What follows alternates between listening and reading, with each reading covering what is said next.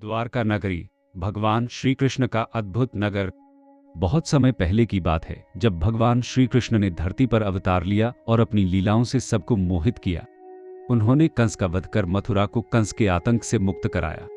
लेकिन मथुरा हमेशा शत्रुओं के निशाने पर रहता था, इसलिए श्री कृष्ण ने अपने प्रियजनों के लिए एक नई और सुरक्षित नगरी बसाने का निर्णय लिया।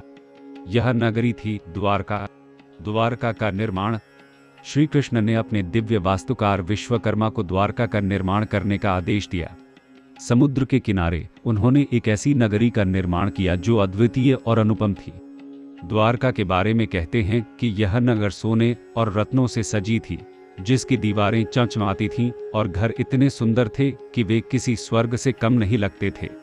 द्वारका में भगवान श्री कृष्ण ने अपने परिवार और यदुवंशियों के साथ आनंदपूर्वक समय बिताया। इस नगरी में शांति और समृद्धि थी। यहाँ के निवासी खुशहाल और सुरक्षित महसूस करते थे। द्वारका का राजा होने के नाते श्री कृष्ण ने न्याय और धर्म का पालन किया और अपने प्रजाजनों की हर समस्या का समाधान किया। श्री कृष्ण की पत्नियां रुक्मिणी, सत्यभामा और अन्य रानियां भी द्वारका में उनके साथ रहती थीं। इस नगर में बड़े बड़े महल थे, जिनमें भव्यता और सौंदर्य की कोई कमी नहीं थी।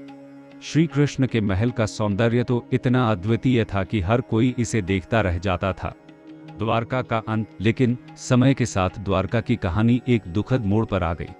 जब श्री कृष्ण की लीला धरती पर समाप्त होने को आई, तो उन्होंने द्वारका को त्याग दिया और अपनी स्वधाम वापसी कर ली। उनके जाने के बाद द्वारका भी धीरे धीरे समुद्र में विलीन हो गई।